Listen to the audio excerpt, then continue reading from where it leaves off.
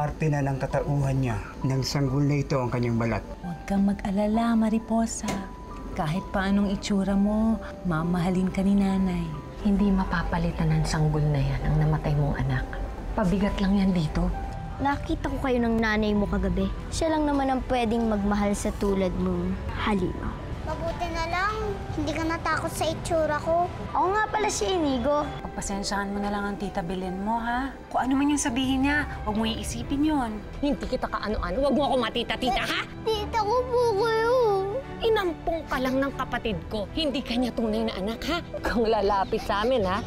Ayaw ko na makita ang pagmumukha mo. Ang daming para-para. Mabuti na lang dumating kayo. Hindi ko na alam kung anong gagawin ko eh. Ang gaganda niyo.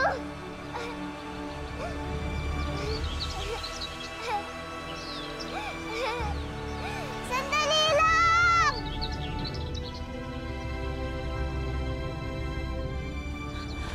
Nasaan na ba si Mariposa?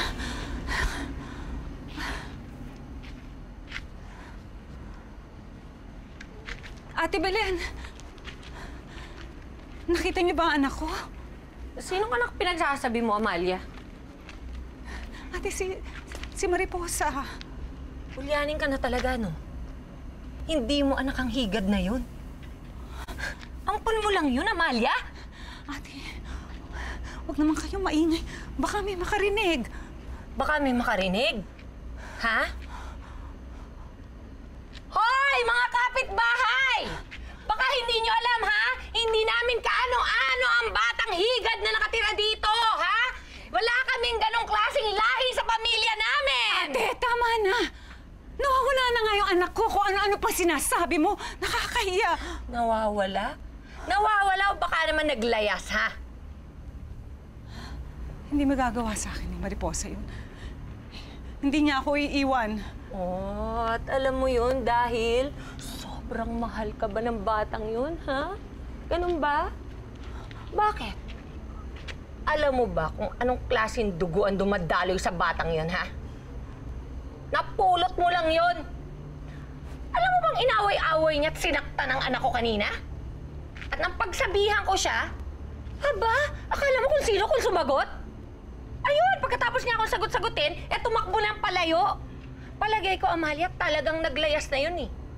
Siguro ayaw na ng higad mo ampon dito sa bahay ko. Dapat lang dahil ako ayoko sa kanya. Tara na nga, Becca. Buwisit.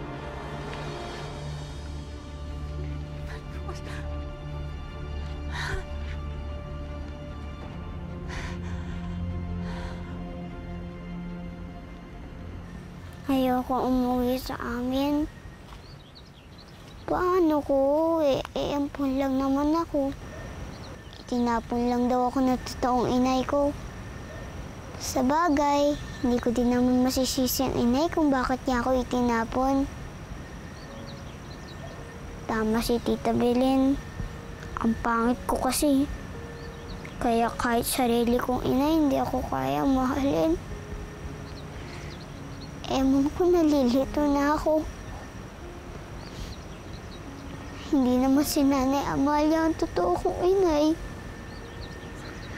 Baka tama nga sinasabi ni Tita Belen. Baka napipilitan lang akong mahalin ni inay dahil naaawa siya sa akin. Kasi napulot niya lang ako eh. Baka hindi niya naman talaga ako mahal. Baka ayaw niya naman talaga ako makita. Sa tingin mo, mahal ako ni inay? Pero paano kung uuwi sa amin? Talaga? Alam mo kung paano pa uwi sa amin? Nay, ampun lang pala yung higad na yun. Hindi ko pala siya tunay na pinsan. Talagang hindi. Wala tayong lahing abnormal sa pamilya natin, anak. Pero Nay, sa tingin mo, makakabalik pa kaya yun dito? Aba, Becca, Sa layo ng pinag-iwanan natin sa kanya, imposibleng makabalik pa yun dito, di ba? Wala na siguradong beste ang buhay natin. Sa wakas, Nay. Wala na yung higad. Parang awa niyo, no? Hanapin niyo yung anak ko. Sige na, maawa naman kayo sa akin. Nawawala yung anak ko eh. Puminahan po kayo, misis. Paano naman ako hihinahon? Eh, maghapon na nawawala yung bata. Anong oras na? Gabi na. Gabing-gabi na. Eh, paano kung wala siya makain? O wala siya matulugan? Naku, eh, paano kung nakuha siya ng sindikato? Di ba uso yun ngayon? O kaya na-aksidente siya. Naku, ikamamatay ko yata yun kapag nangyari yun. Hindi ko kaya. Hindi ko... Mrs. Huwag niyo pong takutin ang sarili niyo. Kami na po ang bahala. Si Mariposa. Saan ba yung batang yun? Yun na pala yung bata eh. Ako, Mariposa! Ano ba?